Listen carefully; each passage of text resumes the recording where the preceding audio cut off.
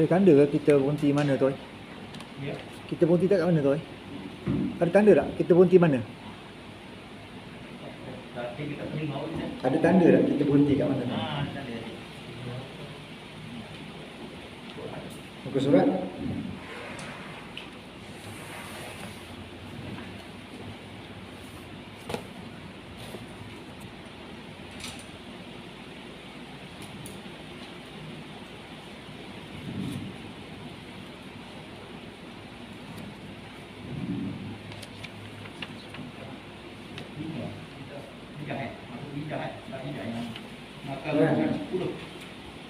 Ya. Bukan 12. Tak apalah, kita boleh. Saya ada tanda, cuma saya nak pastikan. Ya, insyaAllah. A'udzubillahi minasyaitonirrajim. Bismillahirrahmanirrahim. Assalamualaikum warahmatullahi wabarakatuh.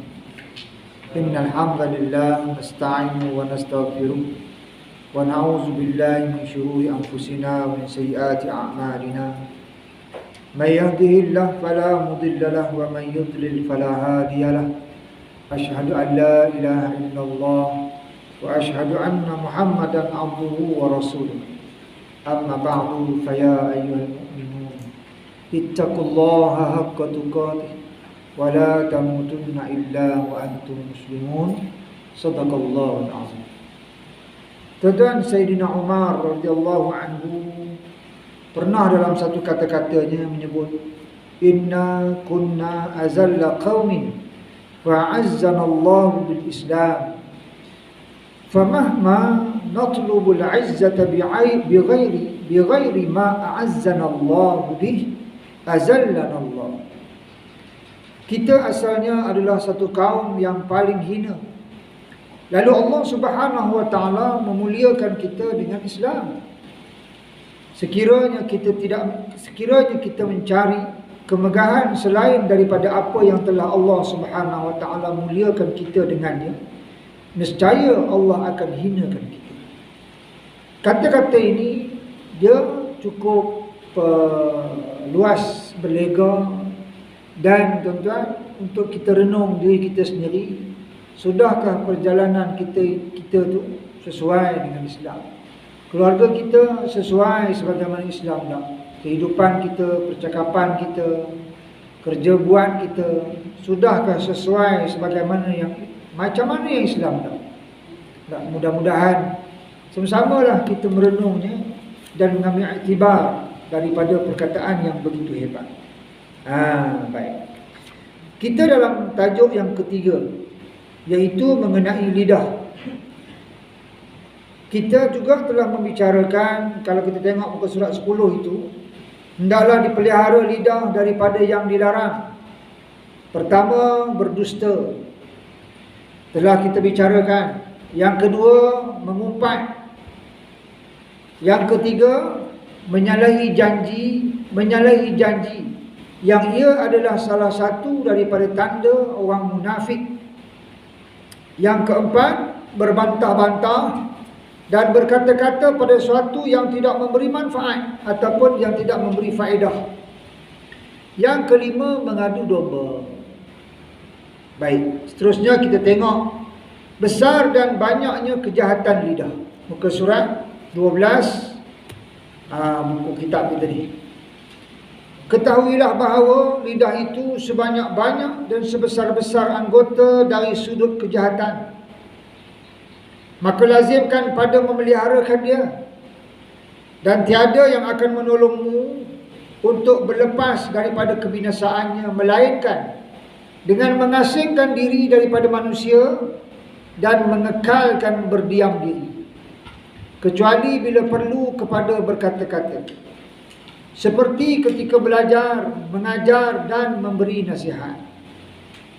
Betapalah betul apa yang dikatakan oleh pengarang ini, bahawa lidah itu mempunyai ruang kita melakukan kebinasaan banyak. Kadang-kadang ada orang dia bercakap dengan kita, dia bukan nak kita respon, dia nak bagi tahu je. tetapi kita suka respon. Sebab perangai manusia kan, perangai manusia. Hari ni pula kadang-kadang kita nak bercakap bidang yang bukan bidang kita. Orang bukan sains, dia nak bercakap bidang sains. Orang bidang apa? Bidang agama, tak, bukan bidang agama, dia nak ulas pula tentang bidang agama. Sedangkan setiap perkara itu dia ada orang yang bijak yang menguasai ruang itu untuk berbicara. Di saat kita rasa orang bercakap tak betul dengan apa yang kita sedang buat, maka hendaklah kita melihat barangkali betul kita tidak betul. Nah, maka kita carilah. Kita cari. Hari ni mudah tuan. Buku banyak. Dalam internet nak tahu tentang apa. Dalam handphone kita boleh sama ada baca ataupun dengar. Cari je. Kan? Nak dengan tanda. Nak dengan tanda. Jadi di saat hari ni kalau kita tertinggal terutama sekali bab agama tuan-tuan, maka ya Allah malangnya lagi tadi. Sedangkan ruang nak rujuknya banyak. Tak macam dulu kan, susah. Muaz bin Jabal radhiyallahu anhu telah berkata kepada Rasulullah sallallahu alaihi wasallam, "Wahai Rasulullah, pesankan kepadaku." Maka Rasulullah SAW mengeluarkan lidahnya yang maha mulia lalu bersabda, "Tahanlah atasmu benda ini." Artinya, lidah engkau yang seperti lidah ini, hendaklah engkau tahankan dia daripada berkata-kata dengan perkataan yang dilarang. Tuan-tuan, berapa banyak kali sudah lidah kita menyebabkan kita rasa menyesal. Oh tuan-tuan, kan? Habis kita cakap, kita pun Allah menyesal. Sebab tadilah ada benda yang sebenarnya kita tak perlu ulas. Bila kita ulas, bila kita duduk seorang-seorang balik, menyesal kita, menyesal. Kita tengok ada budak bawa motor, laju dah bawanya. Lepas tu kita pun kita kata dengan perkataan-perkataan yang memang tak elok. Dia tak dengar pun. Apa manfaatnya kita berkata? Apa manfaatnya kita berkata? Kita kat maki ni 1, 2, 3, 4, 5, 6, 7. Dia lalu. Kita pun duduk-duduk balik. Kita teringat, Allah, macam mana aku? Semayang aku. Baca Quran aku. Macam mana? Lidah yang baca Quran, lidah yang ini juga baca ketika semayang, boleh lidah ini juga mengeluarkan perkataan-perkataan caci maki. Allah SWT. Menyesal? Menyesal. Pernah kita caci orang, kita maki orang, kita tak menyesal tak? Mungkin pernah sebelum kita mendalami agama, kita memang rasa puas hati. Tetapi selepas kita belajar Allah sallallahu alaihi wasallam, banyak silap kita rupanya. Gitulah. Jadi Nabi SAW kata pada Muaz bin Jabal, tahan lidah ni, tahan lidah ni daripada berkata-kata yang tidak perlu. Min husnil Islamil mar'i tarkuhu ma la ya'ni. Daripada keindahan Islam itu ialah dia meninggalkan perkara yang tidak perlu. Allahumma salli ala sayyidina Muhammad. Sayyidina Abu Bakar As-Siddiq radhiyallahu anhu memegang lidahnya dan berkata, inilah yang membawa aku kepada segala tempat kebinasaan. Masya Allah. Satu bait syair ada menyebut jirahatus sinani lahal titham wala yalta'mu ma jarahal lisan. Maksudnya luka dengan sebab lembing sembuh dengan mudah, tetapi tiada sembuh orang yang dilukakan dengan lidah. Kadang-kadang kita mendengar perkataan-perkataan yang tak baik, lekat tuan-tuan dalam hati. Yalah tuan-tuan, hari ni dia dah ada satu bidang pelajaran yang diberi nama psikologi. Bijak pandai orang apabila belajar Akhirnya dia ada yang disebut kaunseling. Kadang-kadang tuan-tuan, ada orang yang dia melakukan perkara yang tak elok. Bila di kaunseling, rupanya kesan silap. Dia mendengar sama ada mak ayah dia ke mengeluarkan perkataan-perkataan yang sekian. Akhirnya membekas dalam hati dia. Ada orang yang dia buat satu benda, akhirnya bersalah. Dia puas hati. Sebab dia kata apa? Lama dah saya tahan. Tuan-tuan, hari ni kita boleh tengok dalam paper, dalam berita dan sebagainya. Ada orang yang umur dia dah lanjut lah. Dia bunuh kawan dia yang duduk sembang dengan dia. Rupa-rupanya kerana apa? Kerana dah lama dia tahan kawan ni maki dia. Dia tahan. No, daripada sekolah dulu. Rupa dia tahan dia. Satu hari dia akan bagi. Dia bagi tu clear. Dia rasa bersalah tak? Sebab apa? Lama tahan. Kerana apa? Kerana lidah kan. Barangkali kita pun ada pengalaman-pengalaman macam ni kan. Biarlah lidah orang, jangan lidah kita. Itu masalah dia. Oh, saya ada ustaz. Ada tu dua. Sama ada orang kata hang tahan ataupun lidah kita yang nak buat orang sakit hati. Oh, risau. Kita ada keluarga tuan-tuan. Kawan-kawan kita mendapat puji-pujian daripada kita. Kawan-kawan kita kalau kita tak ada dalam test sama dia kata, "Test mana? Aku rasa tahu."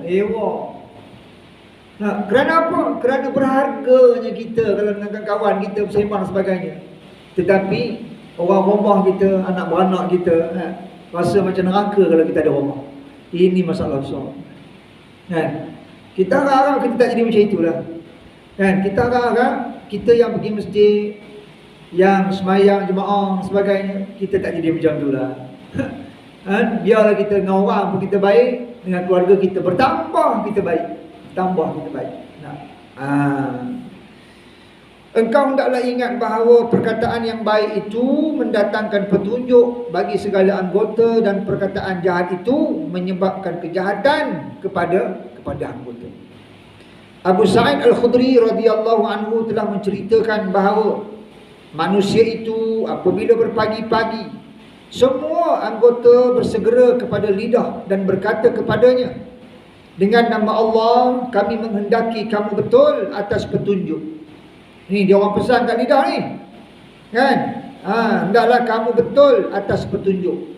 Kerana sesungguhnya jika engkau lurus, nescaya lurus kami. Dan jika engkau bengkok, nescaya kami pun bengkok. Itu sebab jangan kita betulkan benda salah dengan cara salah. Jangan kita betulkan benda salah dengan cara yang salah. Untuk apa? Barangkali untuk keselamatan diri dan sebagainya, atas sebab-sebab yang kepentingan diri sendiri. Betul katakan betul, salah katakan salah. Nanti orang akan tengok peribadi kita. Akhirnya orang tahu dengan dia ni tak ada masalah. Sebab apa? Sebab kalau betul dia kata betul, kalau salah dia kata salah. Tetapi di saat kita cuba membetulkan yang lurus dengan cara yang bengkok, dia tetap akan bengkok. Malik bin Dinar yang dirahmati Allah Subhanahu wa taala pernah berkata, apabila engkau dapati kekerasan pada hati engkau dan lemah pada badan engkau dan terhalang pada rezeki engkau, maka ketahuilah bahawa engkau telah berkata-kata pada apa yang tiada memberi manfaat kepada engkau. Comel. Malik bin Dinar telah berkata, apabila engkau dapati keras hati, rasa keras hati kita ni, macam mana nak kata keras hati ni? Dengar nasihat, tak rasa apa. Kalau orang nasihat kita akan kata apa? Allah, baru sembahyang jemaah 3 minggu dah nak nasihat orang. Kita dengar benda-benda baik ni, kita rasa sinis. Kita tak rasa pun bahawa Allah, Alhamdulillah lah ada orang betul-betul ingatkan. Ataupun rasa macam mana? Sekali pun kita buat ke, kita tak buat, itu cerita lain. Kita nampak orang tuan-tuan, kita nampak orang buat silap. Katalah kita nampak orang ambil wuduk salah. berapa lama dah ambil wuduk, itu pun tak erti. Tetapi itu sekali fikir. Jom kita fikir 2 kali. Ya Allah, kenapa selama ni aku tak nampak pun silap? Kenapa hari ni aku nampak? Barangkali sebab Allah Subhanahu Wa Taala nak bagi tahu kita ada kesilapan-kesilapan kita yang kita tak perasan. Macam mana kita nampak silap orang, barangkali begitulah orang nampak silap kita. Allah sallallahu alaihi wasallam. Tak payahlah kita nampak orang silap dan kita nampak silap dia semata-mata. Kerana apa? Kerana Allah Subhanahu Wa Taala, tuan-tuan, kadang-kadang dia makbulkan doa kita yang kita pun tak perasan kita minta benda itu. Kita tak perasan. Ya Allah, aku nak jadi baik. Ya Allah, aku nak begini, aku nak begini, aku nak begini, aku nak begini. Tetapi orang yang dia sekadar berdoa dan doa itu lepas di bibir dia, selesai doa, habis doa, bangun sebagainya, dia pun lupa. Habis. Sedangkan Allah Subhanahu Wa Taala makbulkan melalui apa yang dia tengok. Bila dia tengok, Allah, banyak benda lain kita boleh tengok, tuan-tuan. Kenapa Allah takdirkan kita tengok benda tu? Kenapa Allah takdirkan kita tengok benda itu? Barangkali ada sesuatu yang perlu kita lakukan untuk kita ataupun untuk dia. Nah, risau, tuan-tuan, kita keras hati ni. Oh, keras hati ni, masya-Allah. Dan lemah badan engkau, dan lemah pada badan engkau, dan terhalang pada rezeki engkau. Bila perkara-perkara ini berlaku, tuan-tuan, lemah kita nak beribadat, lemah kita nak cari rezeki yang halal, dan kita rasa banyak halangan dalam kehidupan kita ni, maka ketahuilah bahawa engkau telah berkata-kata pada apa yang tiada memberi manfaat kepada engkau. Barangkali kita pun selalu jugalah macam tu. Itu sebab, tuan-tuan, kadang-kadang kita jumpa dengan orang-orang yang alim. Alim ni apa dia? Banyak ilmu. Alim daripada perkataan ilmu, kan? Banyak ilmu. Senang terjemahnya macam itulah. Makin dia banyak ilmu, makin dia banyak diam. Kita jumpa tuan-tuan guru apa semua, ada kita jumpa dia mau huwa. Tak ada lah kau, tak ada. Dulu adalah bawa tok guru kita kat Malaysia ni kan, meninggal dah tok guru kita ni. Kita bawa naik kereta tu tak banyak cakap. Tak cakap dia, kecuali bila kita tanya. Bila kita tanya satu soalan, okey dia cakap panjang urang, habis betul diam. Kita ni lain, tuan-tuan. Kita orang tak tanya kita bercakap. Orang tanya kita diam. Itulah kita. Kan? Oh, beza, tuan. Beza dengan orang yang berilmu. Mudah-mudahan kita pun ambil pengajaran macam itu, kan. Dan ketahuilah bahawa perkataanmu itu ada kalanya taat atau maksiat, atau yang harus atau yang sia-sia. Perkataan yang kita keluarkan daripada mulut kita ni, dia antara 4 ini. Adakah dia menyuruh ketaatan? Adakah dia membawa kepada kemaksiatan? Ataukah adakah dia satu benda yang harus atau satu benda yang sia-sia? Maka jika taat seperti menyuruh dengan mengerjakan kebajikan dan melarang kejahatan, maka padanya ada pahala yang besar. Dan jika dia maksiat, maka padanya siksaan yang tiada kuasa engkau menanggung. Sabda Nabi SAW, wa hal yukabbun nasu fin nar ala wujuhihim aw manakhirihim illa hasaida alsinatihim. Maksudnya tiada penyembang, tiada yang menyembangkan manusia ke dalam api neraka atas muka mereka atau ke atas hidung mereka, melainkan apa yang diperkatakan oleh mereka dengan mereka, dengan lidah dia. Sebab apa dikatakan sembam sini? Sebab orang masuk neraka ni, dia mana ada main silakan ni, kan? Malaikat ambil, buang tu ya, kan? Itu masuk neraka. Maka bukan sikit orang yang masuk neraka disebabkan bahana lidah dia, bahana lidah. Dan jika perkataan itu yang harus, yang tiada berfaedah padanya, maka malaikat kiraman katibin mencatatkan dengan apa yang tiada kebajikan padanya, dan mengirim surat kepada Allah Subhanahu wa taala yang di dalamnya tertulis perkataan yang sia-sia dan dibacakannya di hadapan Allah taala pada hari kiamat, pada ketika huru-hara yang sangat besar, lapar dan dahaga serta bertelanjang. Dibuat rangkaian terakhirnya begitu sebab apa? Supaya kita jangan ada cakap benda yang sia-sia. Akhirat ni tuan-tuan, tempat kita menyesal. Akhirat ni tempat kita menyesal.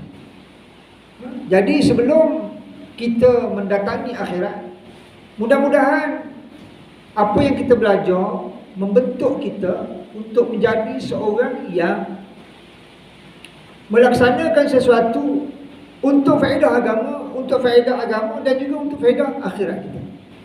Jangan sampai kita melaksanakan sesuatu tanpa ada manfaat untuk akhirat sikit pun. Jom kita tengok dalam kitab syarah oleh Ustaz Mahathir Haji Jul, perihal telinga, perihal lidah, perihal lidah. Sekejap, ke surat berapa pula.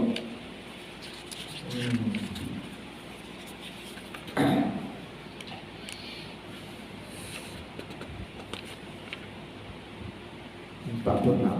Siapa ada kitab dia buka ke surat 46.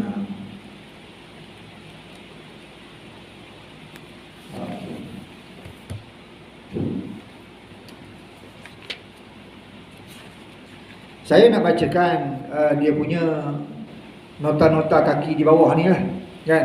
Nota-nota kaki yang dibuat oleh Ustaz Mahathir ni, supaya kita sama-sama ambil manfaat daripada apa yang disebut. Kita tahu tadi bahawa kadang-kadang lidah kita tu banyak membawa kepada perkara-perkara yang sia-sia. Juga kadang-kadang walaupun kita bercakap dia tidak memberi manfaat kepada agama, tetapi dia satu perkara yang tak ada manfaat, tak datangkan apa-apa, itu je kan. Maka jom kita tengoklah sikit-sikitnya. Baik.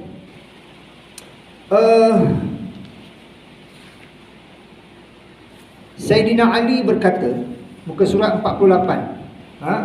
Muka surat 48. Al-dhikru nurul aqli wa hayatun nufus wa jala'us sudur. Zikir adalah cahaya kepada akal, kehidupan kepada jiwa, dan pengilap kepada hati. Zikir adalah cahaya kepada akal, kehidupan kepada jiwa, dan pengilap kepada hati. Cuba kita runsir-runsir, akhirnya kita berzikir. Dengan zikir apa?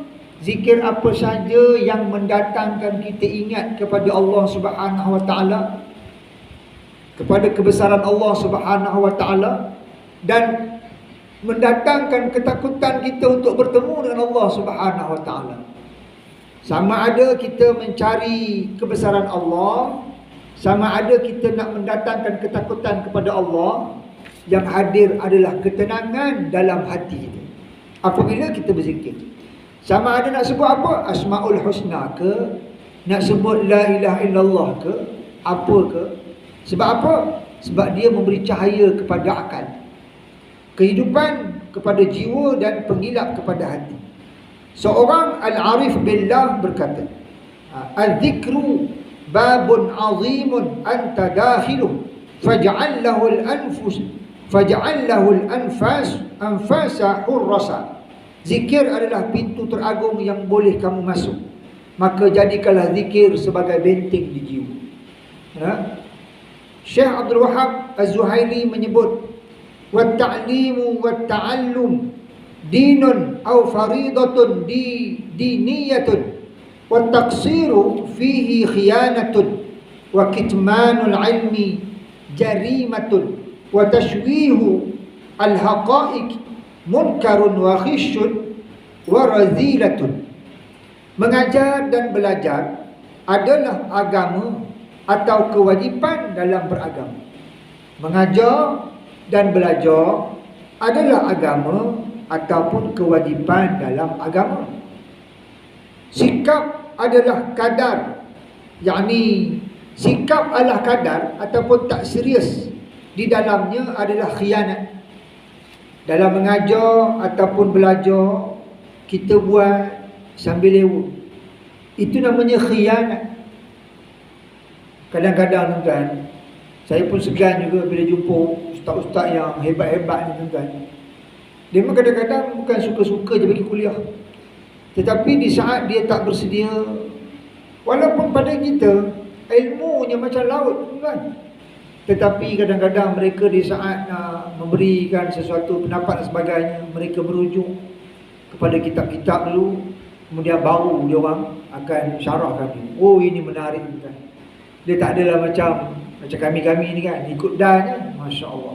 Nah, dalam belajar, sikap Allah kadar ataupun tidak serius di dalamnya adalah khianat. Menyembunyikan ilmu adalah satu kesalahan.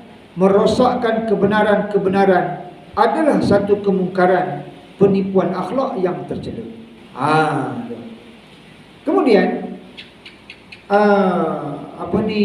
pengarang juga tuan, dia ada buat satu macam jadual waktu untuk kita membahagikan masa kita dengan ilmu. Ini tak kira tuan, ilmu ni tuan, dia kan kira kecil, besar, tua, muda. Kan, ilmu ni tak kira macam tu. Ilmu ni dia kira siapa tak. Ilmu ni dia kira siapa tak. Kami dulu masa belajar Darus Syifa, ramai kawan-kawan kami yang berumur dah tu kan. Surah Yasin tu bukannya besar, buku kami kuliah bukannya besar pun. Mau dipotong steknya, ya Allah, ya Rabbi, ya Karim, bapak besar. Saya kata, Haji, apa potong stek besar benar? Ustaz, mata bukannya nampak katanya. Kalau yang guna yang asal tu, dengar koma je dia baca katanya. Awak tak boleh, udah lebih besar. Di highlightnya bapak kan. Masya Allah, clear kan. Dapat hafal macam mana orang lain hafal, macam tu lah dia hafal kan. Sebab masa belajar Darus Syifa, dia kena belajar setiap pertama. Yang keduanya menghafal. Kena hafal doa dan sebagainya. Yang ketiga kena tasmik kan. Kena tasmik. Aduh, tasmik dia pecah kepala ni kan. Selesai. Umur dia 50, 60. Selesai dapat. Masya Allah. So dia bukan kecil besar, dia sependak. Cuma kelebihan-kelebihan tu ada lah kalau orang muda. Kalau orang muda kelebihannya ada lah kan. Dia tak sama lah macam kita yang dah berumur ni. Tetapi muda pun kalau tak ada akan tertinggal juga kan. Dia ada motor besar, tapi motornya parking. Kita motor biasa je, motor lampu 5 kupang, Honda Cup 5 kupang, tapi kita berjalan. Potong juga kita dengan dia, walaupun dia motor besar. Sebab apa? Motor besarnya berhenti. Begitu kan. Baik. Jadi orang-orang alim ni dia bahagikan masa untuk kita mengambil ilmu. Antaranya dia kata sini, dia buat petak-petak dalam buku ni kan. Pembahagian waktu yang baik untuk perkara yang baik. Dia tulis sini kan.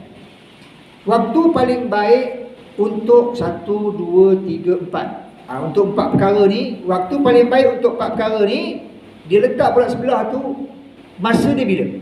Okey. Pertama, menghafal. Menghafal ni benda baik, betul tak? Itu sebab kita tengok anak-anak muda semua menghafal. Oh, menghafal ni tak baik tuan. Dia memang baik. Sebab menghafal ni macam nanam pokok. Bila nak makan buah, tengok-tengok dah berbuah dah pokok. Itu orang menghafal kan? Okey, menghafal. Waktu paling baik ditulis di sini, akhir waktu malam, iaitu waktu sahur. Waktu sahur. Saya dulu jumpa dengan seorang ustazah. Dia kami ngajar sama. Tapi dia ni budak muda. Ngajar sama. Cerdik budaknya tuan. Masya Allah, cerdik budaknya kan. Lepas tu satu hari tu saya bersembang dengan dia. Orang budak muda, kita pun dah tua kan. Sembang. Saya tanya macam mana ustazah punya, orang kata apa, cepatlah ustazah tangkap.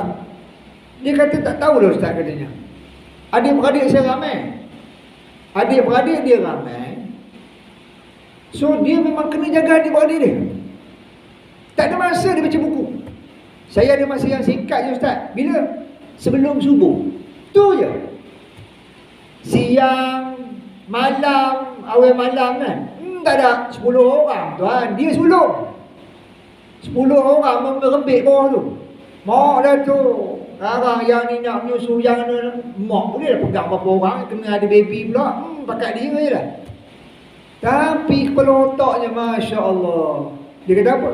Saya baca buku waktu itu je ustaz, sebelum subuh tu je. Masa lain memang tak ada. Memang tak ada. Masya Allah. Terbukti bila ditulis apa ni. Kan? Akhir waktu sahur. Iaitu akhir waktu sahur pula. Akhir waktu malam, iaitu waktu sahur. Dulu kuma tuan-tuan. Saya teringat masa tu dekat belah-belah jalan ke Manung kan. Jadi bila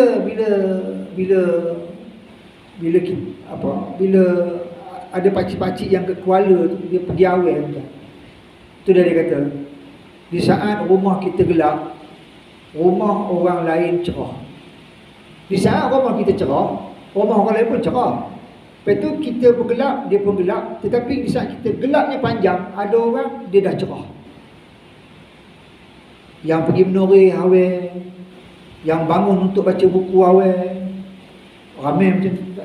Cuma sayangnya dia bukan di kampung orang Melayu kita. Dia di kampung yang sebalik. Ya, itu masalah. Baik. Itu yang pertama, menghafal. Di waktu akhir waktu malam. Yang kedua, membahas masalah agama ataupun berbincang. Membahas masalah agama ataupun bincang. Bila waktu yang sesuai, dalam ni ditulis waktu pagi. Waktu pagi. Yang ketiga, menulis perkara-perkara yang berfaedah, mengarang dan sebagainya. Waktu bila sesuai, dia kata sini waktunya waktu siang. Dan yang keempat, mempelajari permasalahan agama. Waktunya bila? Permulaan malam, iaitu waktu maghrib dan isyak. Barangkali itu sebab kuliah maghrib tu kan, dalam keadaan kita pun tenang dan sebagainya, sesuai untuk kita mempelajari permasalahan agama. Baik. Yahya bin Mu'az Ar-Razi menuliskan, hendaklah kamu mempunyai 3 sikap terhadap sesama Muslim. Yang pertama, jika kamu tidak mampu memberikannya manfaat, maka jangan kamu memberikan kesusahan. Yang kedua, jika kamu tidak mampu mengembirakannya, maka janganlah menyedihkan dia. Dan yang ketiga, jika kamu belum mampu memujinya, maka janganlah kamu mencela. Adalah sangat tidak perlu untuk mengelokkan peribadi diri sendiri dahulu sebelum mengajar atau menasihati orang lain. Adalah sangat perlu untuk mengelokkan peribadi diri sendiri dahulu sebelum mengajar atau menasihati orang lain. Yang ini diamalkan oleh salafus salih terdahulu. Mereka memastikan diri mereka buat benda baik dulu, baru diajarnya pada orang. Abu Al-Aswad Ad-Du'ali berkata, Ya ayyuhar rajul, Ya ayyuhar rajulul muallimu ghairah, halla li nafsika kana zat ta'lim. Wahai orang yang mengajar orang lain, alangkah eloknya jika kamu mengajar dirimu sendiri dahulu sebelum mengajar orang lain. Kamu menyebutkan tentang penawar kepada orang sakit yang menderita, bagaimana mungkin diterima perkara tersebut sedangkan kamu sendiri yang sedang sakit? Kita pergi minta nasihat doktor. Doktor tu kata, Tuan kena jaga kencing manis ni kan. Senang aja katanya. Senang aja. Buat ini, buat ini, buat ini, buat ini, buat ini. Selesai masalah katanya. Kan? Ini sampai susah menopal. Kita pun kata, payah saya sekian. Sekejap katanya. Dia ambil barang kejap. Dia ambil barang, dia ambilnya tongkat daripada dia. Kan? Tengok kaki sebelah tak ada. Doktor tak ada sebelah kakinya. Kata, apa yang doktor insiden ke? Tak, nak potong kencing manis ke? Apa? Dia kencing manis, nasihat kita kencing manis. Tak mahu kan? Tak mahu kan? Itu sebab kita perbaiki diri kita sendiri dulu. Kita amal dulu. sebelum kita menyuruh orang. Kamu menyebutkan tentang penawar kepada orang sakit yang menderita. Bagaimana mungkin diterima perkara tersebut sedangkan kamu sendiri yang sedang sakit? Dan kamu melihat dirimu menunjukkan kami, dan kamu melihat dirimu menunjukkan kami dengan nasihat sedangkan kamu sendiri tidak mempunyai petunjuk itu. Dalam Ihya Ulumuddin, saya kenal benar tuan bila saya baca Ihya Ulumuddin dulu. Bila dia kata apa? Orang yang berilmu tetapi tidak beramal, umpama apa? Umpama batu pengasah. Ditajamkannya parang mampu memotong macam-macam benda. Dia sendiri tak mampu potong apa pun. Batu pengasah, apa yang boleh dipotongnya? Masya Allah tuan-tuan. Kalau kita ingat yang itu tuan-tuan, makanya Masya Allah, takut kita untuk tidak beramal dengan ilmu. Takut kita. Apatah lagi kita nyuruh orang, kita pun tak buat. Ada satu lagi dia kata, orang yang berilmu tetapi dia tidak beramal umpama buku yang tebal. Orang berilmu tuan-tuan, apa yang dia tak tahu? Tahu belaka. Sama macam buku. Buku tebal tuan-tuan. Dalam tu contohnya, ilmu menyelamatkan diri ketika banjir. Malam tadi hujan tak? Malam tadi ya? Masya Allah. Ilmu menyelamatkan diri ketika banjir. Kita pengajilah kitab tu sampai banjir berjaya kita selamatkan diri. Tengah kita berenang, kita tengok buku tu hanyut. Tengah kita berenang, buku tu tajuk dia cara menyelamatkan diri daripada banjir. Dia sendiri hanyut. Inilah orang yang suruh orang buat, dia sendiri tak buat.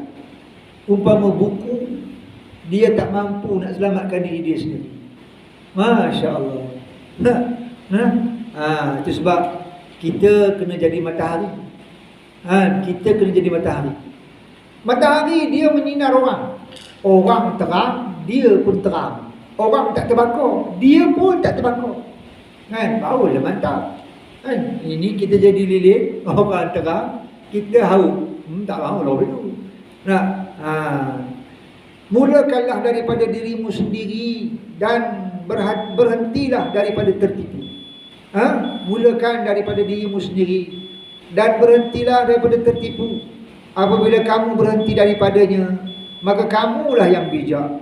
Apabila kamu berhenti daripadanya, maka kamulah yang bijak. Satu hari, seorang pakcik ni tuan-tuan, seorang pakcik ni, perkara ini lama dah tuan-tuan, mungkin dalam 30 tahun ada kot. Lebih kurang dalam 20 tahun, 30 tahun itu. Seorang pakcik ni, saya tengok pagi, petang, siang, malam dia baca Quran. Tapi bacanya pelik, macam dia ngapel. Rupa-rupanya dia ngapel sungguh. Dia ngapel sungguh.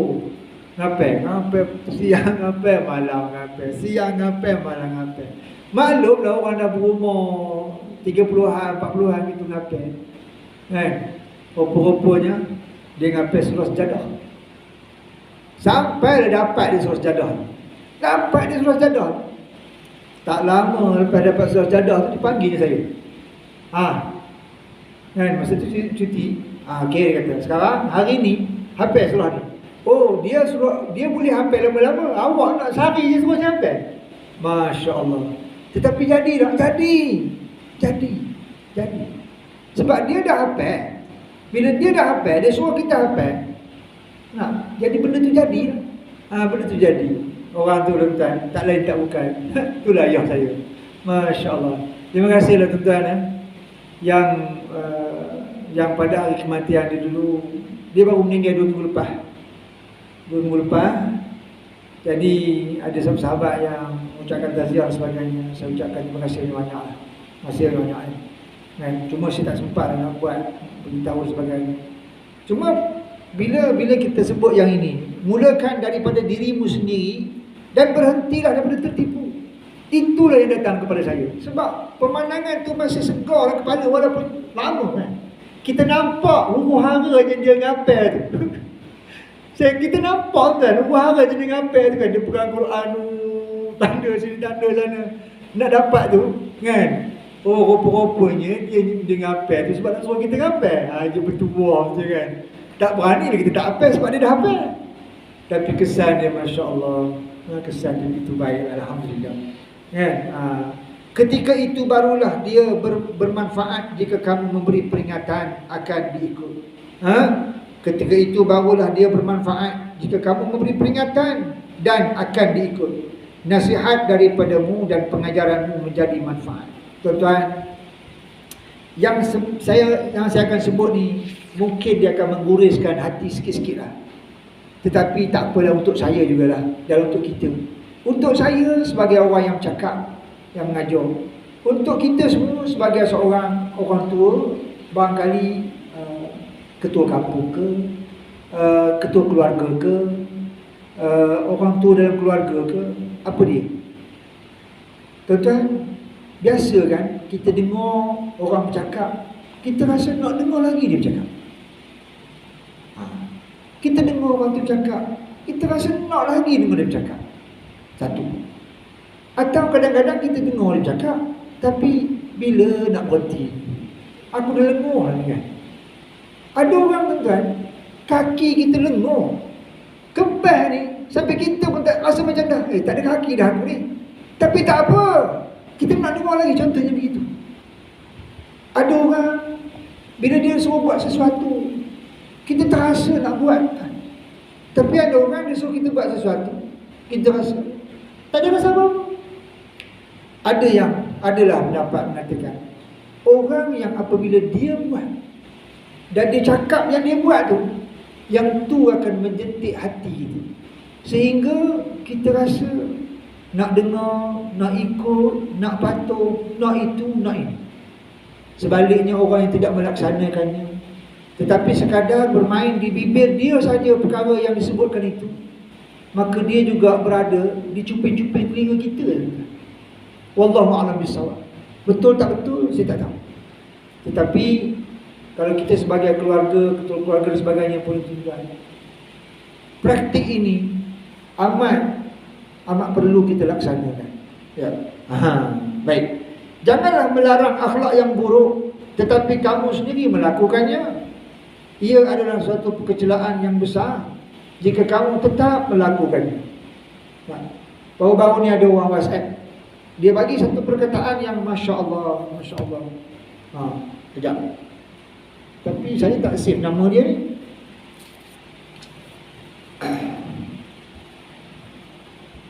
Kok saya jumpa balik lah, insyaAllah. Tapi taklah panjang mana pun. Cuma perkataannya agak menarik untuk kita tengok sama-sama. Nah, kata-kata bijak daripada Khalifah Ali bin Abi Talib. Kezaliman akan terus ada, bukan kerana ramainya orang-orang jahat. Kezaliman akan terus ada, bukan kerana ramainya orang jahat, tetapi kerana diamnya orang-orang yang baik. Tuan-tuan, alangkah betulnya. Alangkah betulnya. Kadang-kadang dalam kampung kita ada budak-budak buat bekual-bekual. Ada orang yang dia ada kuasa dan sebagainya, ataupun ada orang yang dia boleh je nak tegur. Tak payahlah kan. Tak payah kita masuk campur hedema. Tak payah kita masuk campur hedema. Dia ni orang baik ni contohnya. Maka menyebabkan orang yang tak baik tu terus tak baik, terus tak baik, terus tak baik, terus tak baik. Rasulullah SAW, tuan-tuan, dia datang, baginda Nabi SAW datang ke bumi ni, adakah bumi dalam keadaan baik? Tuan-tuan, yang ditentangnya itu bukan jalan-jalan manusia, tuan-tuan, bukan jalan-jalan manusia. Tu Musa alaihissalam, dia keluar atas muka bumi ni, bertemu dengan Fir'aun, tuan-tuan. Fir'aun, ya Allah, Tuhan, Masya Allah, yang mengaku dia Tuhan, yang mengaku dia Tuhan. Kita yang tak ada pun dalam negara kita ke keliling belalang kita ni orang yang mengaku dia Tuhan. Tapi sekadar kawan-kawan dengan setan-setan sikit, itu pun dah harga teruk no rasanya. Ini kan pula mengaku Tuhan. Ni goreng masyidah, tuan. Mana kita Nengok ikan hidup melupa, begitu dah rasa macam-macam lah. Ini kan pula manusia digorengnya. Masya Allah. Kezaliman tu ada, bukan sebab ramai orang jahat, tetapi sebab orang baik tidak berkata-kata melarang kejahatan itu. Betapa betulnya benda ni, betapa betulnya benda ni. Nah, Sayyidina Abdullah bin Al-Mubarak berkata, jagalah lidahmu kerana sesungguhnya lidah sangat cepat membunuh seseorang. Lidah adalah utusan hati yang menunjukkan kadar akal seseorang. Jaga lidah kerana lidah sangat cepat membunuh seseorang. Ya tuan-tuan, motivasi seorang anak, kekuatan seorang pasangan, dia boleh jatuh kerana lidah yang disebut pada dia perkataan-perkataan yang menyakitkan. Imam Syafi'i berkata, jagalah lidahmu wahai insan, janganlah sampai dia mematukmu kerana dia adalah ular. Berapa ramai penghuni kubur yang terkorban kerana lidahnya dahulu teman-temannya tidak mahu berjumpa dengannya. Kerana lidah dia, maka kematian dia bersoranganlah dia. Tak ada siapa yang nak ngantor dia ke kubur. Jadi tuan-tuan yang dirahmati Allah Subhanahu Wa Taala sekalian, mudah-mudahan sedikit pesanan, sedikit kata-kata yang menarik yang telah kita sebutkan tadi ini melalui ada baik-baik kata-kata dan sebagainya ini, harap-harap dapatlah menjadikan kita berfikir sejenak. Berfikir sejenak tentang diri kita, bagaimana kita dan bagaimana akhirat yang perlu kita bawa, yang hendak kita bawa. Dulu kita dah sebut dah, kalau tuan-tuan ingat, ialah bulan lepas, bagaimana seorang yang bukan Muslim tertarik untuk jadi Islam hanya kerana melihat akhlak orang yang dikatakan banduan yang dia jaga. Maka mudah-mudahan lisan kita ni, walaupun kita belajarnya ringkas saja, dia memberi kesan kepada kebaikan kita terhadap agama kita dan kepada orang yang bercampur gaul dengan kita, insya-Allah taala. Aqul qauli hadza wa astaghfirullah li wa lakum. Wassalamualaikum warahmatullahi wabarakatuh. A'udzu billahi minasyaitonir rajim. Bismillahirrahmanirrahim. Allahumma qawi imanana wa wahid sufufana wa jma' qulubana ala mahabbatik. Irhamna ya Allah, irhamna ya Rahman, irhamna ya Rahim. Sahil umurana wa wasi' arzaqana birahmatika ya arhamar rahimin. Walhamdulillahi rabbil alamin. Taqabbalallahu minna wa minkum.